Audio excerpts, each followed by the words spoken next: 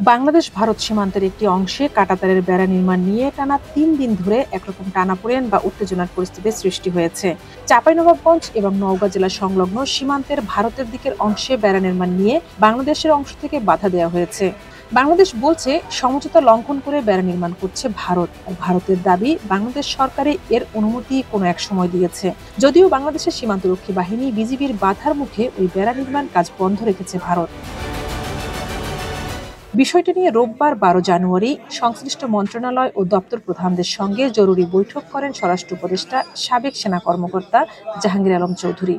বৈঠক শেষে সংবাদ ব্রিফিংয়ে তিনি বলেন, বাংলাদেশ ভারতের মধ্যে মোট ৪,১৫৬ কিলোমিটার সীমান্তের ৩,২৭১ কিলোমিটার সীমান্তে ভারত কাঁটাতারের বেড়া নির্মাণ করেছে।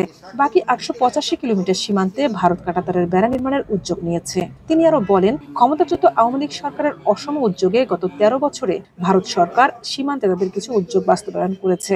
দেশটি একই লেয়ারে ১৬০টি স্থানে কাঁটাতারের বেড়া দিয়েছে, যা তারা দিতে পারে না। সমস্যা হবে, সমাধান হবে।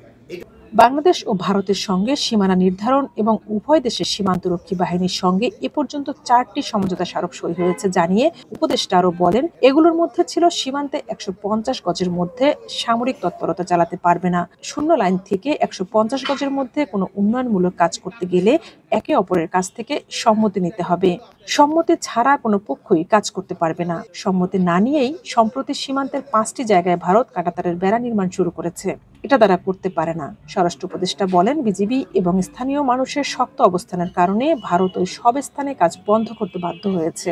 বিজিবির সাথে আমাদের জনগণ খুব শক্ত অবস্থান নেওয়ায় এরা কিন্তু অন্যান্য জায়গা থেকে কাজ তারা বন্ধ করতে বাধ্য হয়েছে।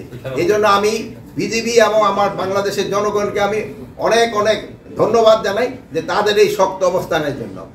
সীমান্তের বর্তমান অবস্থা সম্পর্কে সাংবাদিকরা জানতে চাইলে স্বরাষ্ট্র উপদেষ্টা বলেন, সীমান্তের যে কয়টা জায়গায় কাজ শুরু হয়েছিল সব জায়গায় কাজ বন্ধ আছে। তিনি বলেন, আমরা এই কাজগুলো করতে দেব না। জানান, ভারতের সঙ্গে আমাদের যোগাযোগ হচ্ছে, আমরা পররাষ্ট্র মন্ত্রণালয়কেও জানিয়েছি। পররাষ্ট্র মন্ত্রণালয় ২-১ দিনের মধ্যেই ভারতীয় হাই কমিশনারকে ডেকেও বসতে পারে। মিনিস্ট্রি তো জানিয়েছি, হয়তো ফরেন মিনিস্ট্রি তাদের ওই হাই কমিশনারকে ডাকেই আজকে কি কালকে হয়তো বলতে পারে যে এটার ব্যাপারে কি করবে।